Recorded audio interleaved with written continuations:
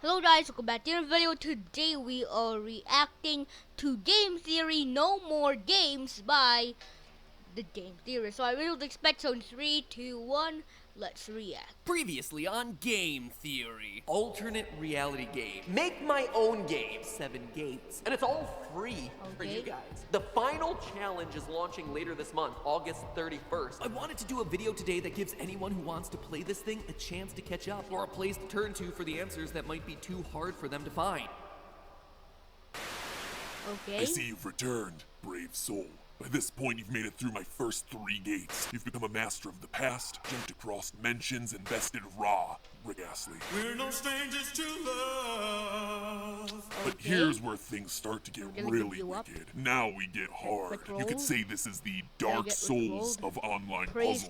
But you probably shouldn't because that's lame and overused. So I ask you again, do you wanna play a game? Good, because gate number 4 is literally a game. That's it. After 3 other gates filled with layers upon layers of puzzle solving and decoding, I thought we could all use a break. So basically, we made a simple mini game: shoot between the obstacles. That's it. Nice little break at the midpoint of our ARG. We're practically giving this key away. How hard could it be?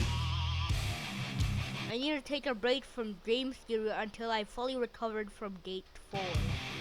So the series Gateway is a gateway to hell. Stuck on Gate 4 with freaking yellow circles. It looks like MatPat's face is mocking me in the corner, dancing around to the game music every now and then. I'll try to shoot it a few times. I think it's making me go crazy.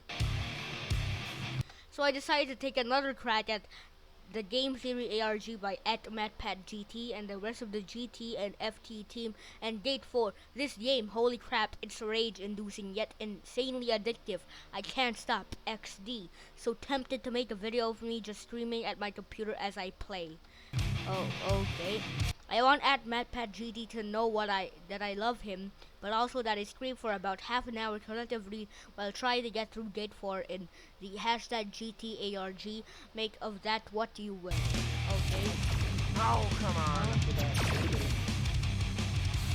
I keep on doing it! Or at least that's what I Okay. thought. What was meant to be a pleasant little diversion was instead the breaking point for a lot of players, as the rage game got players saltier than a McDonald's French fry. And though I don't tend to rage at games myself, But the McDonald's French fries are salty. Okay, they have too much salt. No! Damn it! Let me either listen to him or play the f***ing game! Okay, maybe as someone who rages at games all the time, I totally understand your frustration. So, at this point, we've dialed back the difficulty of this thing multiple times. If you were stuck before, well, it should be a little bit more possible now. The last thing I'd want is for all of you to power your way through 5 gates of complicated puzzle solving only to be roadblocked by a dumb minigame. What's basically the equivalent of, like, Candy Crush. Onward to Gate 5, the one with Easter eggs hidden all throughout episodes of GT Live. Now, this gate wasn't necessarily the hardest, but it was probably the most fun. Which, let's be honest, this is a game. Probably should be a bit more fun than, you know, taking the SATs. Though, personally, I did find the SATs to be fun. I'm weird, okay? I really like standardized testing. Key 1 starts out with an image of our GT Live couch and clues that point to 2 moments from previous live streams. If you turn the brightness up on that image, which you should always do, there's actually a 3rd clue hidden there as well. The first clue leads you to a stream from March 14th, where our team member Jason was acting a bit weird about the background decorations. What are you doing? Get off the screen! Chris goes away for like a day, and Jason, what are you doing? I mean, don't get me wrong, Jason is weird. Like a fully grown man afraid of pigeons and chickens. Weird. But this sort of behavior is extreme, even for him. So he does this 6 times throughout the episode. You'll notice that each time he's in the background swapping black and white books in and out of different positions, with there always being exactly 8 books on the shelf.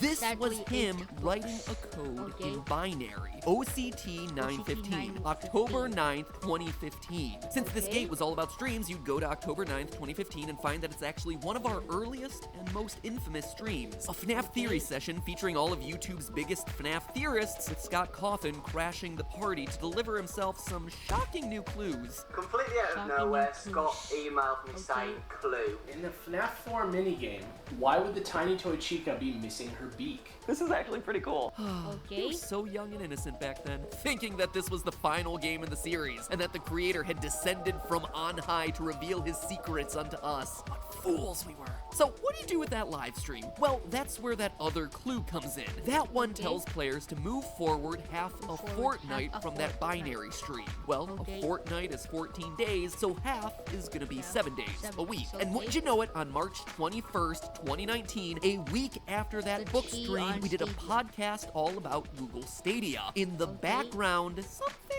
might look a bit off. Our usual caffeine molecule actually spells out a web address. Fun fact, we actually did this by live streaming that episode in front of a green screen and replicating our background almost exactly. Yeah, it really looks like green screen now that I see it.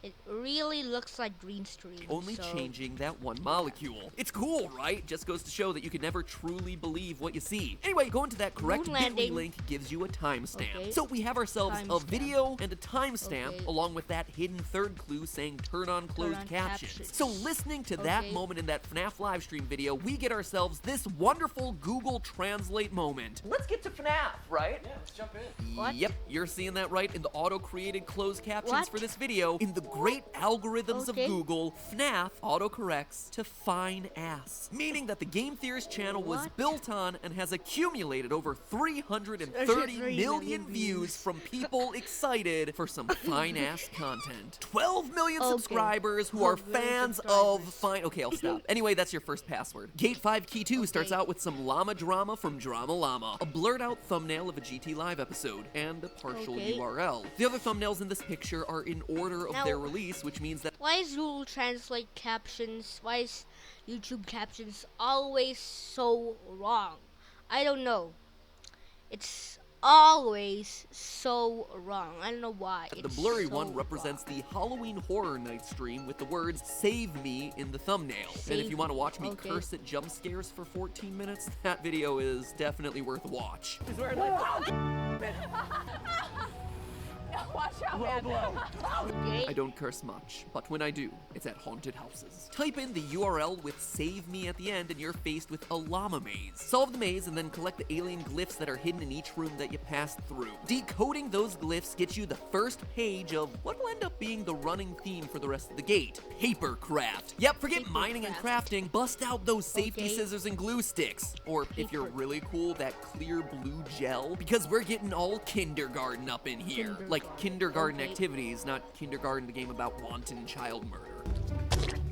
Oh, okay. You died. The capitalized words in the clue lead you to a Hello Neighbor stream. Yeah, we all collectively forgot that that was a game that existed. And the arrow on the board in the back there, the number 38212. That, my friends, is your next key. By the way, shout outs to Chris on our team who did ciphers on that arrow board for literally hundreds of episodes of He did ciphers on that board every single stream? GT Live with pretty much no one online ever bothering to solve them. So it was a nice part of the ARG to draw some focus to the work that he did. Finally. And by the way, if you haven't gotten enough puzzle solving from these two episodes, well, just like I said, there are hundreds of episodes of GT Live, each one with its own unique code in the background. All different ciphers, all different clues. It's an incredible amount of work, and Chris was just doing this in the background. So there you go, guys. Solve away, my friends. Key number 3 starts with an audio file, and now that you're 5 gates in, you should know what to do. Spectrograph. Read that you have to identify what sort of printer you're hearing.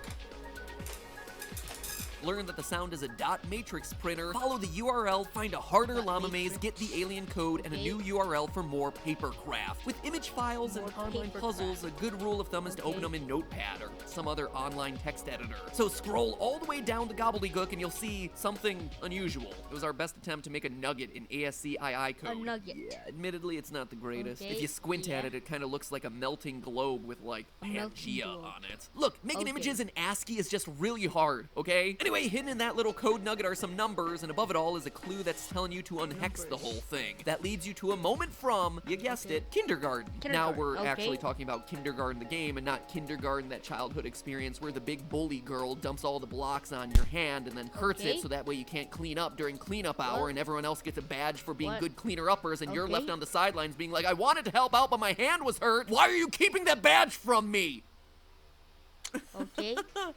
Anyway, that kindergarten stream leads to the password nuggets. Could we have just said that it's the 6-letter thing that everyone thinks about when we do streams of kindergarten? I mean, I could, but why would I deprive you of Stephanie's nugget voice one more time? Behold the secret sanctum of Monsterman. Key number 4 is more of the same. More Key number brightening 4, images, okay. more live stream clips, this time a Caesar cipher and some base 64 decoding thrown in, another much harder llama maze, all leading to apparently another traumatic moment from my childhood. The clap and a half goes back to my 7th grade social studies teacher. She actually gave me points off because I went above and beyond on a project. I decorated both sides of the medallion because I wanted to share with the world all the wonders of Sir Francis Drake. Way to kill my enthusiasm for learning about Sir Francis Drake. Didn't realize that so much of GT Live was about my childhood traumas. Huh. Anyway, it's a traumatic memory that leads to your 4th key and the final pieces of papercraft. Sir Francis effing Drake. And with that, it's finally time to take this series of online puzzles offline by cutting and pasting the pieces of our 3D papercraft puzzle together, which comes out forming a game theory trophy with the final code printed on it. Blame Jason.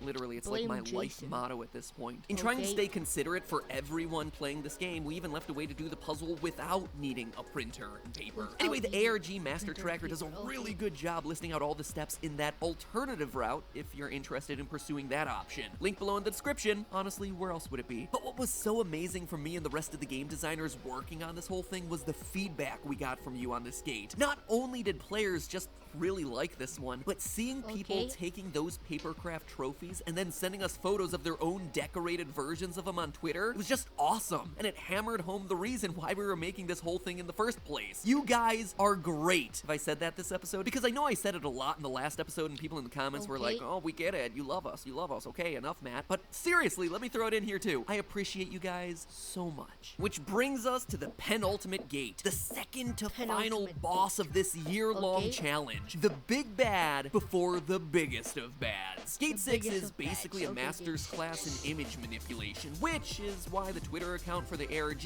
which if you want to follow is Hello Internet backwards, tweeted out a link to a basic tutorial for free image manipulation software, Photopia. Also for Gate 6, it's worth mentioning that we created a whole new alphanumeric system. You know, because creating that first alien language one wasn't enough. Players on Discord call it the bird font. Why? Well, it's because they can't stop raving about how cool they look. Seriously though, it's because this character right here looks like a bird head. And sure, that last pun might have been cringy, but let's just say I have no egrets. And just a cool little behind-the-scenes detail, how do you make a new alphanumeric system? Honestly, you can do whatever you want. You can equate any letter to any symbol, but we actually tried to make it internally consistent for this bird font. For instance, only the vowels have a dot. Numbers are indicated by both a small circle and a horizontal line. Prime numbers contain a half circle. Stuff like that, where if you're observant enough, you can actually start to recognize patterns. Seriously, have I made it clear how much thought went into this thing? The first key is simple enough, with just a few questions you can answer by Googling about my favorite game of all time, Chrono Trigger. Or you could always watch the first ever episode of Game Theory. No pressure, but certainly cringe alert. And now it's time for a segment I like to call Deep Thoughts in Gaming. Wow, this show has come so far. Follow the highlighted letters from all the correct answers, which end up spelling Lavos, final boss of that game, to a link, and you're explicitly given the password of Marl, or Marley, one of the main characters from that game, who, to this day, no one can agree on how to pronounce her damn default name. You also get yourself a few links. Does the owner know? Does the owner know how to pronounce that? Is it Marl or Marley? I mean, the owner is the owner of the game is the only one that can actually do it because he made the game.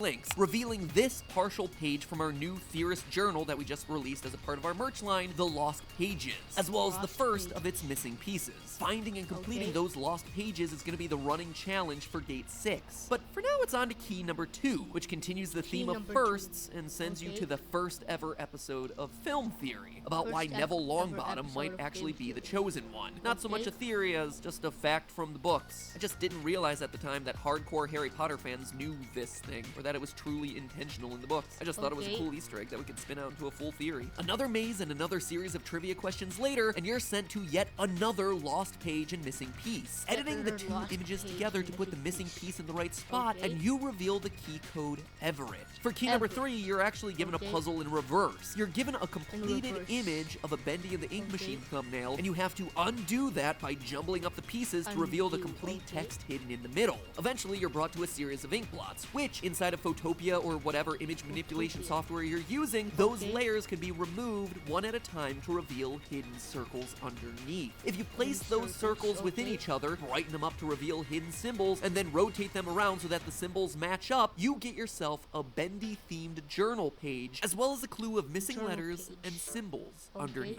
If you connect those symbols in the order they appear, kind of like a connect the dots puzzle, you'll get yourself the number 3, which you can plug back into the blanks to solve key number 3 with the password "he lied" written in LEET. Speaking of LEET hacksaws, key 4 is all about hacking, in honor of our most infamous 2-part episode ever, Watch_Dogs. It requires many of the same steps as before, but this time with harder puzzles and, true to the theme, a bit of source code spying. More journal pages, more missing pieces, and the keyword pivoting, again written in LEET. Key 5 has itself a few starter puzzles. A picture that, when brightened, leads you to a flashing riddle. The flashing individual letters, when put together, takes you to an animated GIF of the Chaos Theory logo. The first thing to note here is the letters along the bottom, which, when combined, spell out A1Z26 cipher, a coding technique where each letter of the alphabet has a corresponding number. A1, B2, C3, Z26, pretty simple. What's harder to notice in this image, though, is that there are numbers hidden inside each of the colored quadrants of that logo. If you write those numbers down and apply that A1Z26 cipher, you get yourself a URL, as well as a half-completed passcode and a secret image filled with all sorts of clues. The image file contains 8 layers, with 4 of them labeled as double click me. Doing so, or just turning off the other layers one by one, reveals secret standalone images, each with the final hexagons necessary to complete those lost journal pages. Follow the path of the words to draw 4 new bird font letters, which then slot into that half-completed password from before, and that leaves us with 1